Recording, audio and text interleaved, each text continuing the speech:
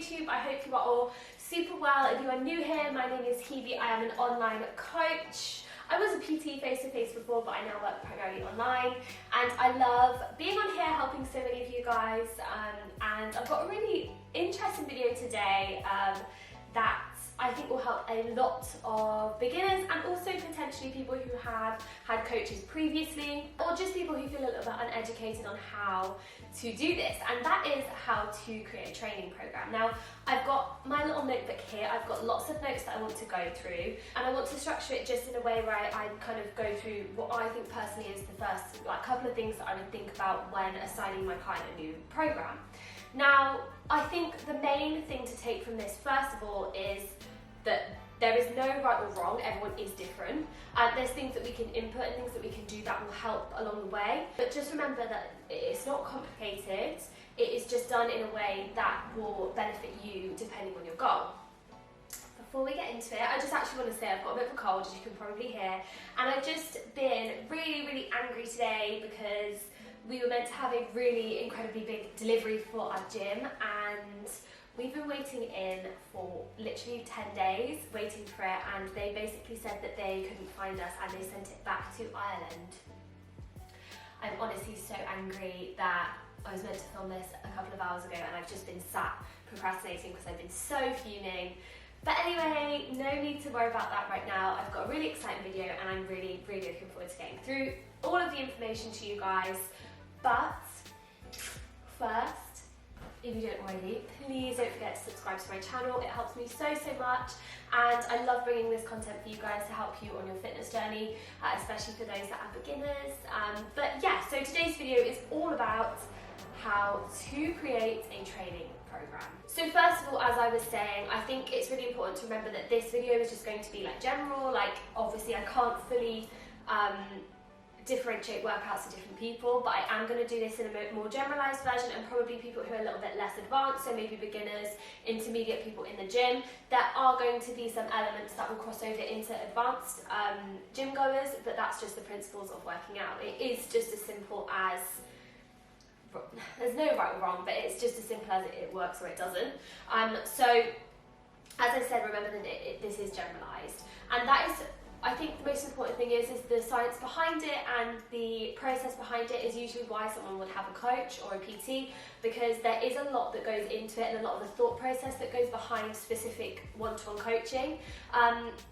However, I think it's really important to remember that nothing needs to be complicated. You don't need to overcomplicate things.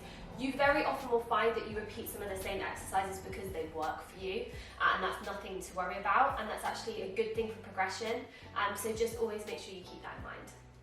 So first of all, when I have my clients, I do go through a huge questionnaire, so I will ask them lots of different things, their history of training, what they enjoy, because that's also really important. You can't have a plan that you don't enjoy.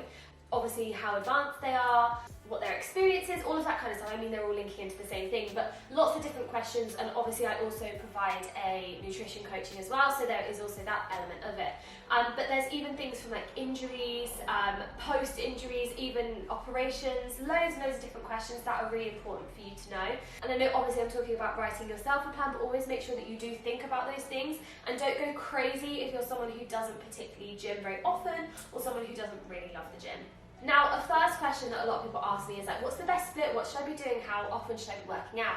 And I think, again, as I said, it's completely dependent on the person. If you're brand new to the gym, there is no point in setting yourself a goal of 5 to 6 workouts a week. It's completely unachievable if you don't go at all, and also you'll just burn out. So make sure that you're being realistic with the amount of times that you go to the gym.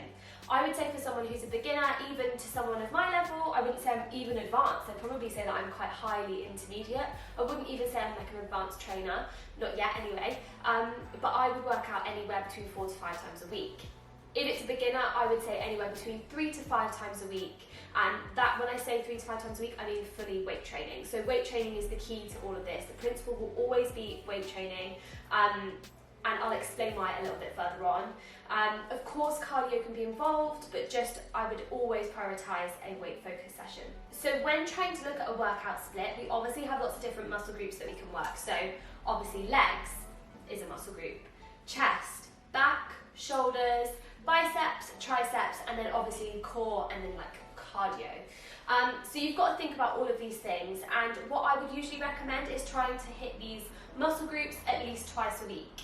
So if a beginner is working out 3 times a week, I would usually suggest 3 full body days.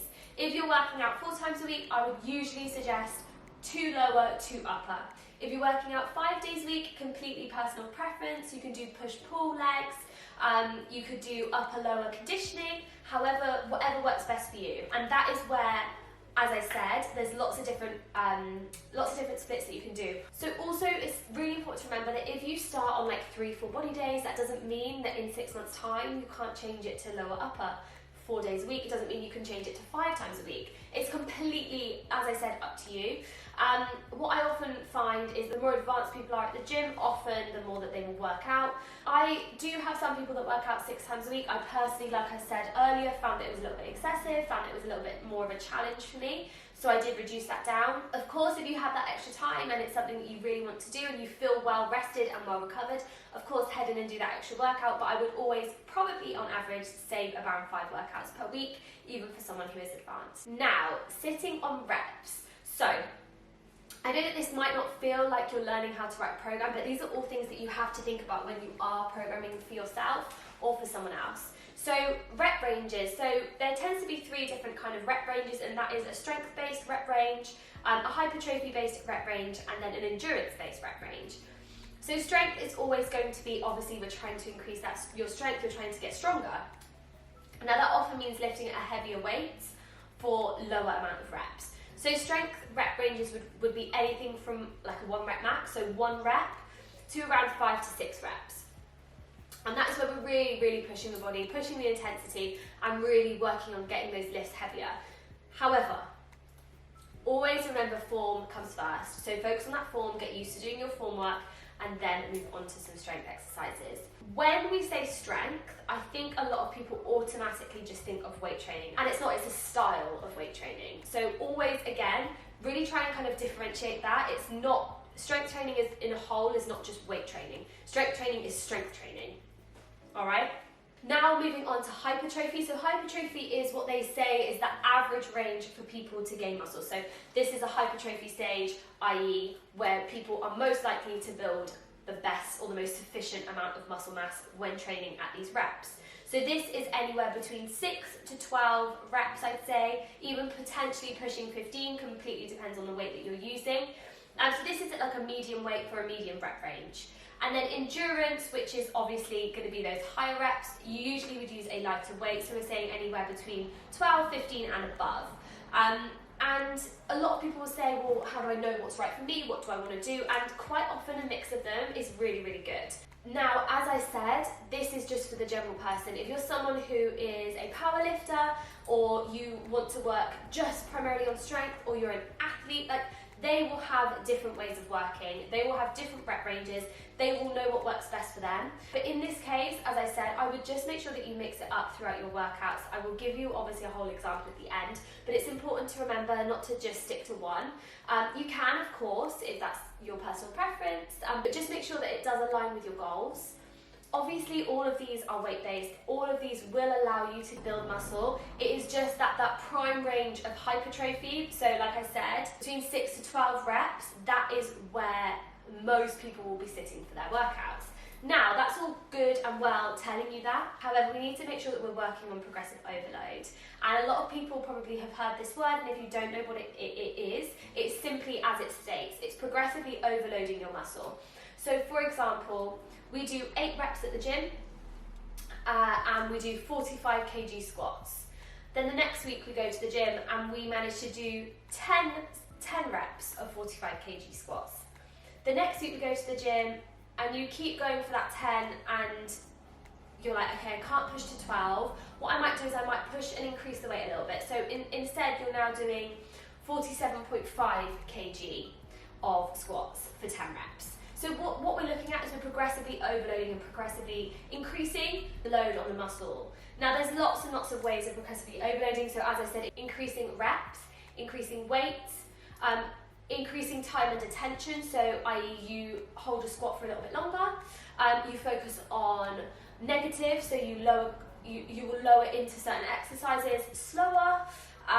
looking at tempo, which is kind of the same thing, focusing on supersets, triceps, all of that kind of stuff.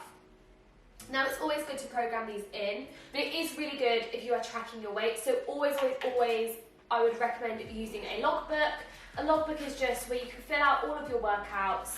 You know what you did last week, you know what you've got coming next week, and you can just really, I also find it's good for the mindset, like before I get into that workout, I'm like, right, what did I do last week? Okay, right, I'm going to push myself this week. I can definitely get this, I can get X, Y, and Z, and it's always really, really good to look at it progressively. Now, keeping on progressive overload, it's important that you stick to these workouts for minimum 4 weeks. Most of my clients on their workouts for around 6 to 8 weeks, and then we will look at changing them. And this is where people go wrong. They plan hop, they get bored, they're like, I don't want to do this anymore in the gym. They're actually only creating more problems for themselves in the long run. Sticking to a plan and doing it well is what will get you results. And I think that that's really important, is to remember this is how you progressively overload, because you can see what you did last week. If you're mixing up your workouts every week, you're not going to be able to remember what's going on. You're not going to be able to remember or track what you did last week, because you might not have done it in 4 weeks. You don't want it to be disjointed. You want it to be easy. You want to know what you're doing when you get in. You want to know what you're really going to push for, and then you want to leave and get out of the gym. Do you know what I mean? It's done then. As long as you know what you're doing, you're fine. So really make sure that you stick to those plans for a good, sufficient amount of time, so that you can really focus on progressively challenging yourself. And that is honestly where the majority of people will go wrong doing this. Another cue that you can use, which is really, really good when focusing on overloading, is reps in reserve, so RIR. And that is what you can often put on your workouts. So, for example, you want to do 4 sets of 10 squats with 2 RIR, so 2 reps in reserve. So what that basically means is you are pushing yourself not to failure, but to 2 reps in reserve. So you could probably push out 2 more reps, and that's that. And it's really important to also not always work yourself to failure. And I know that that sounds a bit ironic and a bit crazy, because you think, well, I want to be working as hard as possible. Yes, but for recovery purposes and for muscle growth purposes, it's really, really important that you are not constantly working at your top ability. Now, don't get me wrong, I'm not saying that you can't work hard, and I'm not saying that you shouldn't be working hard. This still should be a challenge. Don't get me wrong, if you can only do 2 more reps, you should be out of breath, you should be sweating. But it also really just gives you that extra push. Now, that's a little bit more advanced, but I just wanted to go through that because it is something that I think works really well for clients, and also really well for me when I'm going into the gym, feeling a little bit demotivated. I think, what can I do to like really push myself? Okay, 2 reps in reserve, let's go. And then also, that just has that little mindset of sometimes weeks are different. Not every week you're going to be able to lift the same weight as you did last week. It might be lighter, and you're thinking to yourself, why can't I do that? Why can't I do that? But working on reps in reserve will really help with that, because it then doesn't make you feel like, not that you're like a failure, but it doesn't make you feel like, oh, I did really well last week, why can I not do it this week? Hormones and emotions and day-to-day life will affect your workouts, and remember that, like even sleep, if you don't get enough sleep, your workout's not going to be the same as last week. So always remember that. Sorry, that's a little bit more advanced, but I just wanted to bring it in. Hello, sorry. I know I'm literally jumping into a video that looks very consistent, and I'm just literally random. This is the next day. Yain has just finished editing the video, and we thought it would be better to split it into 2 parts, just because there is so much information in here. It's a hell of a long video, and I just think that moving on to the next part, I can really go into depth about training and all of that jazz. So today is going to be part 1. Part 2 will be up next week, and just keep an eye out for it. Make sure you take some notes in this video, and I know that the video is now ended, but make sure that you have some notes from the video so that you know exactly what's coming up next week. But I hope that this is super helpful for you guys, because it is really important, especially if you can't particularly fund training, coaching, PT, all of that kind of stuff. It's really good to learn yourself, and then also for future reference as well. Bye guys.